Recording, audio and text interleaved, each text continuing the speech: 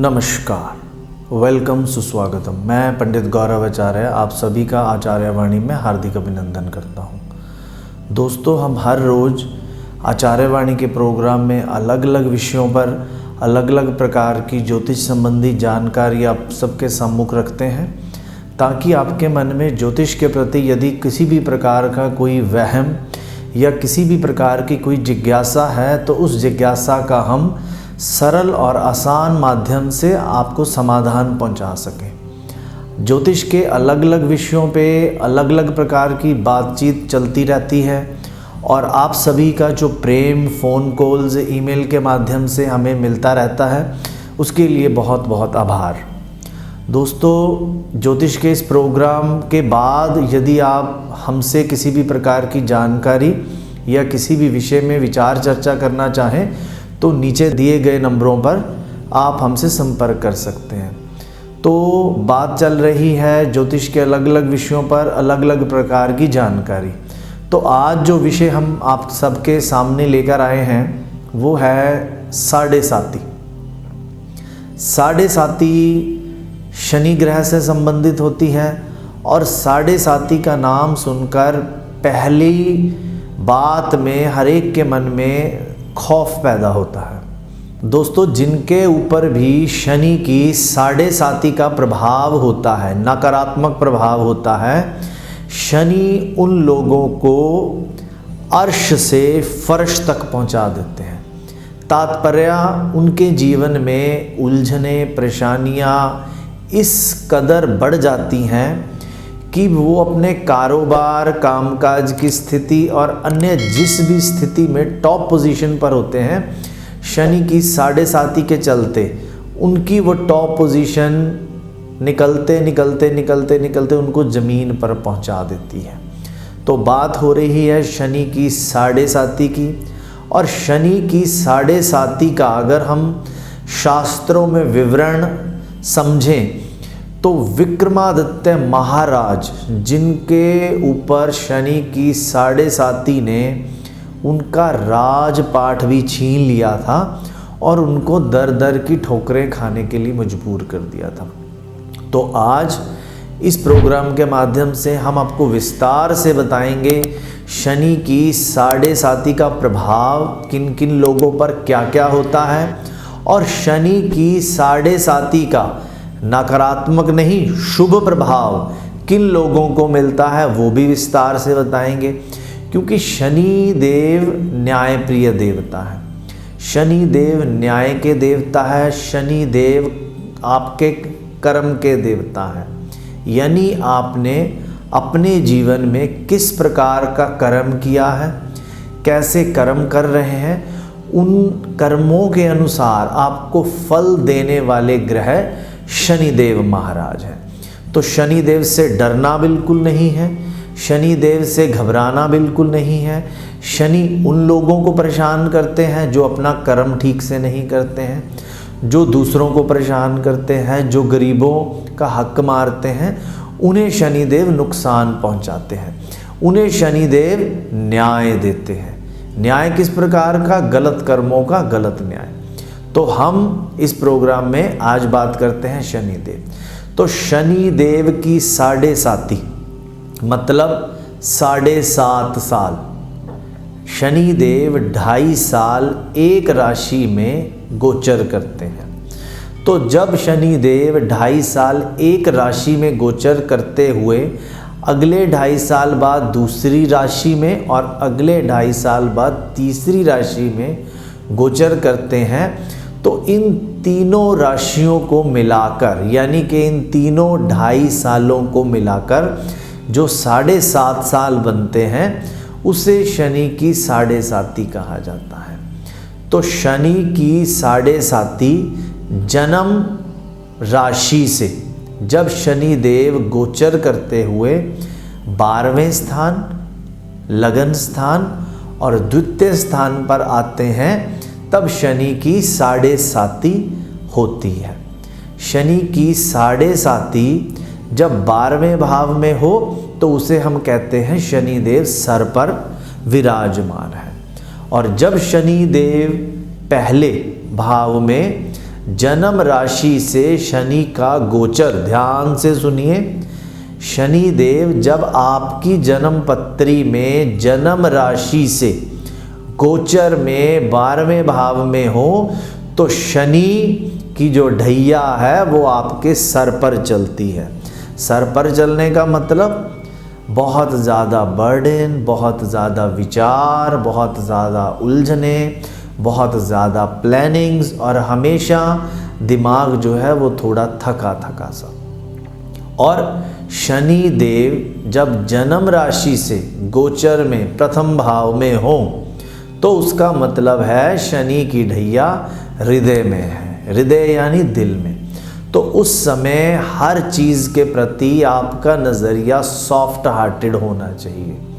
किसी भी लाचार गरीब पर अत्याचार बिल्कुल नहीं, उसका हक बिल्कुल नहीं मारना, नहीं तो शनि आपको नुकसान पहुंचाते हैं, नहीं तो शनि आपको उस कर्म का फल देते हैं। और तीसरी, जब शनि जन्म राशि से गोचर करते हुए द्वितीय भाव में आते हैं तो उसका मतलब है शनि की ढैया आपके पैरों में है।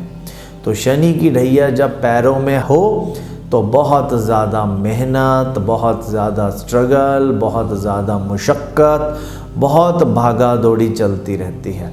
इंसान छोटी छोटी चीज़ों के लिए बहुत ज़्यादा मेहनत करता है। ये तो हो गई बात शनि की ढैया की। अब शनि की ढैया सबको नुकसान नहीं पहुंचाती, फ़ायदा किस किस को देती है। शनि की जो 7.5 साल है, उस 7.5 सालों की जो 3 ढैया बनती है, उस किस किस को फ़ायदा देगी और किस किस को नुकसान देगी। आज इसी प्रोग्राम में इसी विचार चर्चा को आगे बढ़ाते हुए आपको बताते हैं किस किस का क्या क्या फ़ायदा होता है। बात हम लगन से करते हैं। लगन जिनकी भी आप अपनी जन्म पत्री अगर आपके पास है तो आप निकाल सकते हैं। और जन्म पत्री में जहाँ ल अक्षर यानी लगन स्थान, क्योंकि हम आपको यहाँ ज्योतिष के विषय में प्रोग्राम करते हुए ज्योतिष की बारीकियों से अवगत करवाते हैं, ताकि छोटी छोटी चीज़ों के लिए आपको किसी ज्योतिषी के पास ना जाना पड़े, ना समय लगाना पड़े, ना फीस लगानी पड़े। आप अपनी जन्म पत्री खोलिए और उसमें से जो छोटी छोटी चीज़ें हम आपको बताते हैं उसको आप समझते जाइए। तो पहली जन्म कुंडली लगन भाव से, लगन भाव में यदि 1 नंबर लिखा है तो आपका मेष लगन है। तो मेष लगन वालों के लिए जब भी शनि की ढैया आएगी तो नुकसान वाली होगी। ये तो है जन्म कुंडली में जब हम पहली नज़र मारते हैं उसका फल। अब इसके बाद आपकी ही जन्म कुंडली में चंद्रमा किस भाव में है, उसके हिसाब से जो ये 7.5 है वो नकारात्मक से सकारात्मक भी हो सकती है। उसके लिए आपकी अलग अलग जन्म पत्री में अलग अलग, तो आज उसको भी देख लीजिए। लगन में यदि 1 नंबर लिखा है और जहाँ पर चंद्रमा है वहाँ पर यदि 10 और 11 लिखा है तो आपको शनि की 7.5 मिला जुला सा प्रभाव देगी। ना बहुत ज़्यादा खराबियाँ देगी और ना बहुत ज़्यादा सकारात्मकता देगी। यदि उस चंद्रमा के स्थान में 10-11 के अलावा कोई और राशि है तो फिर 7.5 जरा थोड़ा सा नुकसान दे सकती है। इसके बाद बात करें द्वितीय लगन, जिनके लगन भाव में 2 नंबर यानी कि वृष लगन है। तो वृष लगन वालों के लिए आपके लिए पहली नज़र में 7.5 शुभ फलदायी होती है। वो पूर्ण शुभ फलदायी कब होगी, जब चंद्रमा, जहाँ पर आपकी जन्म कुंडली में चंद्रमा लिखा है और वहाँ पर यदि 10 या 11 नंबर है तो ये 7.5 आपके लिए पूर्ण रूप से शुभ फल देगी। घबराने की जरूरत नहीं है, क्योंकि वृष लगन वालों के लिए चंद्र राशि जो है वो अगर मकर या कुंभ है और शनि का गोचर जो है वो आपकी जन्म पत्री में आ गया है तो इसका मतलब आपके लिए शुभ फलदायी है ये 7.5। तीसरी बात करें, अगर 10-11 नहीं भी लिखा है तब भी घबराने की जरूरत नहीं है, तब फिर मिला जुला असर होगा, बहुत ज़्यादा नकारात्मकता नहीं होगी, क्योंकि वृष लगन वालों के लिए शनि ग्रह शुभ फल होता है, जिसे हम कारक कहते हैं। अगली बात करें, लगन भाव में यदि 3 नंबर लिखा है, लगन भाव में 3 नंबर यदि लिखा है और जहाँ पर चंद्रमा लिखा है वहाँ पर 10 या 11 नंबर लिखा है, तो भी आपको घबराने की जरूरत नहीं है, ये 7.5 आपके लिए अच्छा फल देगी। और यदि चंद्रमा के स्थान में 10-11 के अलावा कोई और राशि है तो फिर 7.5 का मिला जुला असर होगा, थोड़ा पॉजिटिव थोड़ा नेगेटिव, कहीं अच्छा कहीं खराब। वो कहाँ अच्छा कहाँ खराब, उसके लिए आप अपनी जन्म पत्री का अवलोकन करवा सकते हैं। हमसे मिलने के लिए टीवी प्रोग्राम जब चल रहा हो उसके बाद आप हमें कॉल कर सकते हैं और उस कॉल का हम आपके सवालों के हिसाब से आपको जवाब भी देते हैं। कई बार दोस्तों समय की थोड़ी कमी होती है, इसलिए हम कह देते हैं आप मैसेज कर दीजिए, बैक कॉल आ जाएगा, तो उसका भी थोड़ा सा ध्यान रखें। अभी अगली बात हम कर रहे हैं 4 नंबर लगन में। जिनकी जन्म पत्री में लगन भाव में 4 नंबर और चंद्रमा जहाँ लिखा है वहाँ 10 या 11 है, तो उनके लिए ये 7.5 ठीक ठाक सा फल देती है। और यदि चंद्रमा के स्थान में 10-11 नहीं लिखा है तो उनके लिए 7.5 नकारात्मक प्रभाव देती है। अगली बात करें पंचम, जिनका लगन भाव में पंचम यानी 5 नंबर लिखा है, सिंह लगन, तो सिंह लगन वालों के लिए चंद्रमा 10-11 हो तो भी और चंद्रमा 10-11 ना हो, यानी जहाँ चंद्र लिखा है च बना है आपकी जन्म पत्री में, वहाँ यदि 10-11 लिखा है तो भी और यदि 10-11 नहीं लिखा तो भी 7.5 आपको नकारात्मक प्रभाव देती है। कर्म करने से पहले सावधानी बरतें, सावधानी हटी दुर्घटना घटी, तो अपने कर्मों के हिसाब से किसी को दुख मत दीजिए। शनि प्रभु का नाम जपिए। इस प्रोग्राम के अंत में आपको उपाय भी बताएंगे जिन पर 7.5 चल रही है। और एक और ख़ास बीच में आपको बता दूं, 7.5 किन पर चल रही है। 7.5 उन लोगों पर चल रही है जिनका अभी चंद्रमा के साथ 9, 10 या 11, यानी जिनकी धनु राशि है, जिनकी मकर राशि है और जिनकी कुंभ राशि है, उनके लिए इस समय 2021 में 7.5 आपकी चल रही है। अब 7.5 चूँकि चल रही है, नुकसान भी झेलना पड़ रहा होगा, तो उस नुकसान से बचने के लिए आप हमें अपनी जन्म पत्री दिखाकर उसके उपाय भी ले सकते हैं। और कब तक चलेगी, कौन कौन से और ग्रह आपको फ़ायदा दे सकते हैं, शनि की सपोर्ट करने के लिए आपकी जन्म पत्री में ऐसे कौन से योग हैं, इन सब बातों के बारे में भी हम विचार कर सकते हैं।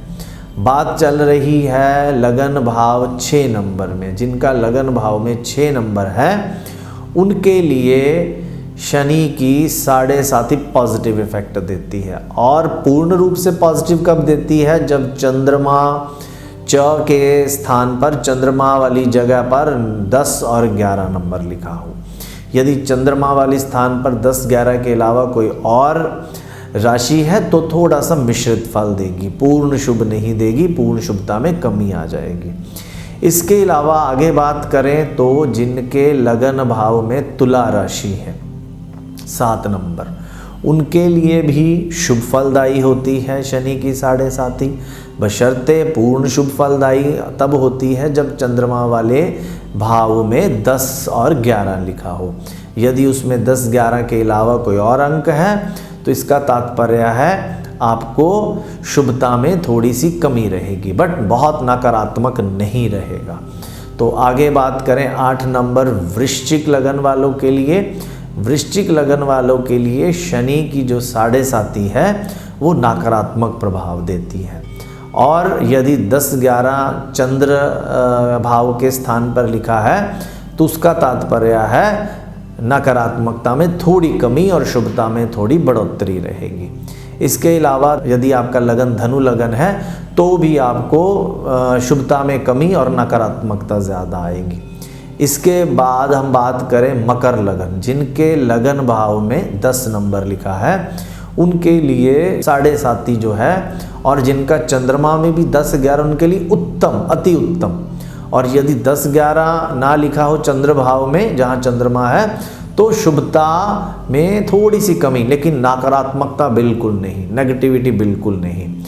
उसके बाद बात करें कुंभ लगन वालों की, यदि लगन भाव में कुंभ है और चंद्रमा भी 10-11 नंबर पर है तो अति उत्तम फल।